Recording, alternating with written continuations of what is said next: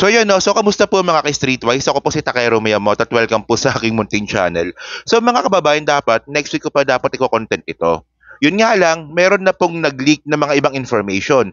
So syempre, ako naman ayoko namang ipahuli yung sarili ko dito para ibalita po sa inyo na meron pong pang-apat, okay no, pang-apat po na nag-file po ng case kay Maharlika. Okay.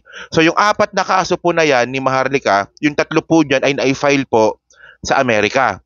So sa hindi lang po nakakaalam, no, para short briefing lang tayo. So yung una nag-file ng case si Katunying, na-file niya po sa Pilipinas. So medyo mahirap 'yon kasi si Maharlika, si Hitad ay nasa Amerika. And then mga kababayan, 'di ba? Ang kasunod po nun ay nag-file po ng kaso si Abel Bacudio, yung designer. So bale, pangalawang kaso na 'yon. And then pagkatapos nun, nag-file din ng kaso, na panibagong kaso si Poy Quinones. So pangatlong kaso na. So ngayon mga kababayan, no, mayroong paparating po na kaso next week. Okay? So bali ito yung pang-apat. Bali ulitin ko lang, yung sa apat po na kaso na naka-file kay Maharlika, yung tatlo po diyan ay na-file po or may file po sa California. So doon po kakastiguin si Maharlika sa California ng tatlong kaso. Okay? So bali no, nakakuha tayo ng dokumento dito, no? Pero hindi ko muna sasabihin kung sino kasi medyo medyo confidential. Okay? Syempre kailangan nating irespeto yung mga tao na nag-file po ng kaso kay Maharlika ngayon, na sila muna yung unang mag-i-inform. Sila muna yung magpapa-press conference. Pero syempre tayo, medyo madikit tayo sa mga tao na to. So bali ito, no, papakita ko sa inyo, no, bali yung kasong naka-file kay Maharlika ngayon is pwede na ba sabihin to? Merong personal injury, assault, libel, slander. Wala namang bago dito eh. And then, ang malupit dito, pangalan ng isang tao, pagkatapos ETAL versus Contreras. So, ibig sabihin kasi ng ETAL na yun mga kababayan, ibig sabihin yan is grupo. So, ngayon, ito yung pinakamalupit at sa tingin ko po, sa apat po na kaso na na-file kay Maharlika, ito po yung pinakamalupit. Kasi po, grupo ng tao ang nag-file ng kaso kay Maharlika ngayon sa California. Okay. So, yan. So, syempre mga kababayan, no, nabasa ko po kasi yung affidavit ni Maharlika doon po sa kaso niya kay Abel. So, ang pinaka-reason talaga ni Maharlika, kaya siya kinasuhan sa Amerika ngayon dahil ito daw po ay sponsored by First Lady Lisa Marcos. At ito daw po ay panggigipit ng gobyerno ng Pilipinas sa kanya.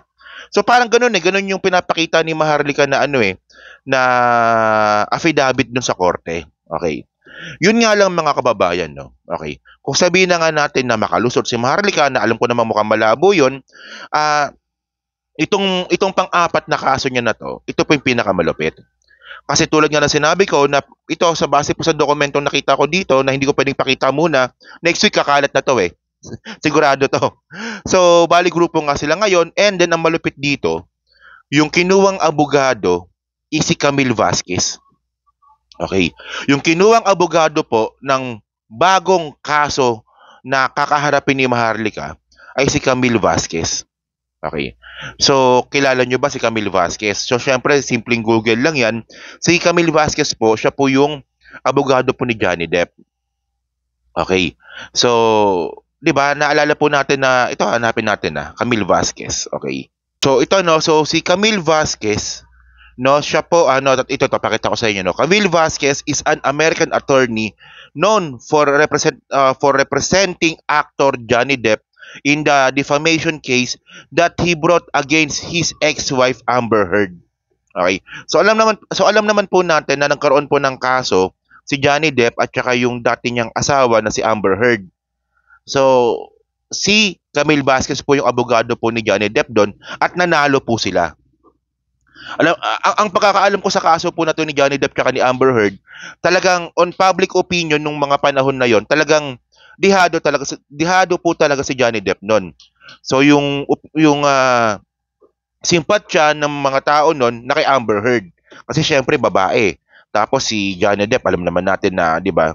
Na Johnny Depp is Johnny Depp, di ba? So yun mga kababayan, pero eventually no, nung natapos po yung kaso, pumabor po yung korte kay Johnny Depp. No? So ibig sabihin noon, di ba? Malupit po na abogado po itong 'di ba, nakuha ng mga bagong biktima or ng mga biktima ng bagong kaso na kakaharapin ni Maharlika. And then mga kababayan, no, kung ipagpapatuloy po nating basahin itong profile nga po ng abogado nga po ng mga biktima ni Maharlika ngayon. So bale, ang mga naging kliyente niya pala bukod kay Johnny Depp, si Ben Affleck. Okay? Si Ben Affleck, si Leonardo DiCaprio, tsaka si Jennifer Lopez. And then noong 2022, naging kliyente niya rin si Kanye West. So, hindi kasi malupit to mga kababayan. Sabi ko sa inyo itong abogado po ngayon na humawak po ng kaso ni Maharlika ngayon, syempre siya po yung magre-represent nga po sa mga biktima ni Maharlika, 'di ba? Dekalibring abogada po ito, and then celebrity lawyer din po ito. So ano bang ibig sabihin niya dito mga ka-streetwise?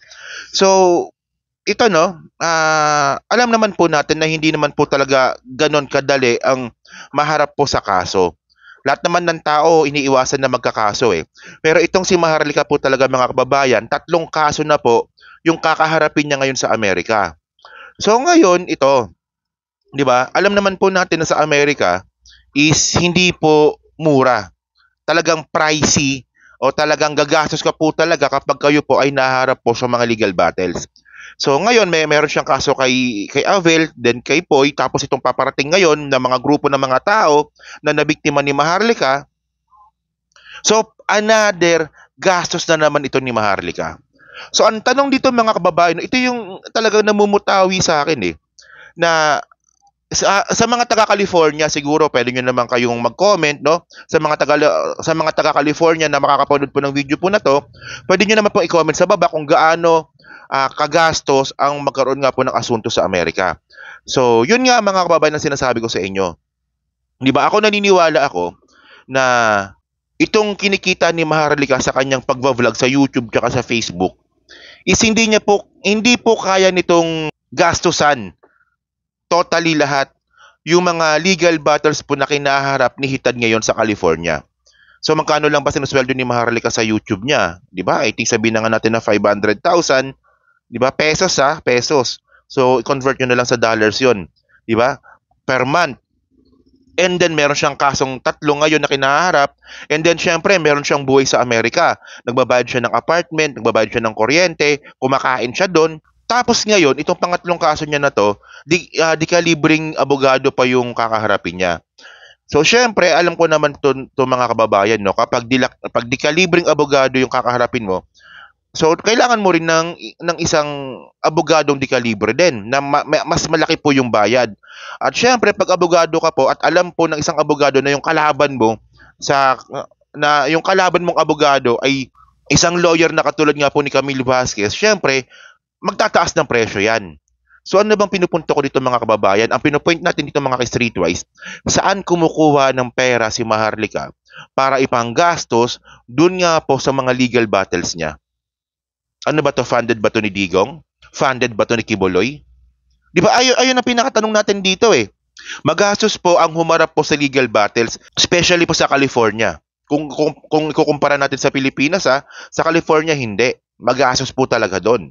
At alam naman po natin doon na si Maharlika naman, wala namang ibang trabaho yan kundi mag-vlog lang. So, hindi talaga kakayanin. Hindi talaga kakayanin ang kinikita ni Maharlika sa pag-vlog niya yung gastos po sa kinaharap niyang kaso ngayon. So, kayo ba, nagtataka ba kayo kung saan nanggagaling yung pera ni Maharlika para sa mga legal battles niya? O, di ba? Ayun lang yun eh. Oh.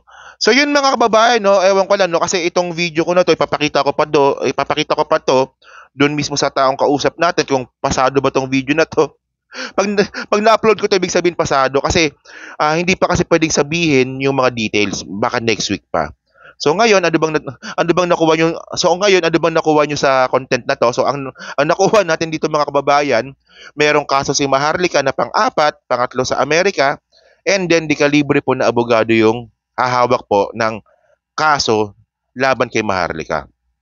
At syempre yung question na kung saan kumukuha ng panggastos si Maharlika sa kanyang mga legal battles. Okay, no? So yun mga ka-streetwise, no? So kayo po, ano po masabi nyo nga po dito sa content po natin ngayon. So kayo ba, excited ba kayo na, di ba, na nahatulang guilty si Maharlika? Kasi mga kababayan, pambabastos na itong ginagawa niya eh. 'Di ba? Hindi lang kasi sa gobyerno kundi rin po sa mga pribadong tao. So kailangan niya talagang harapin yung mga consequences na 'to. So, so thank you mga kababayan na dyan sa mga follower ni Maharlika, mag-isip-isip kayo na ang iniidolo nyo po ay isang walang ya, slander, at saka syempre sobrang fake news. Di ba? Bobo lang po talaga mag-idol kay Maharlika, yun lang po yun. So thank you mga ka-streetwise, kita na lang ulit tayo sa susunod po na video. Salamat po, thank you.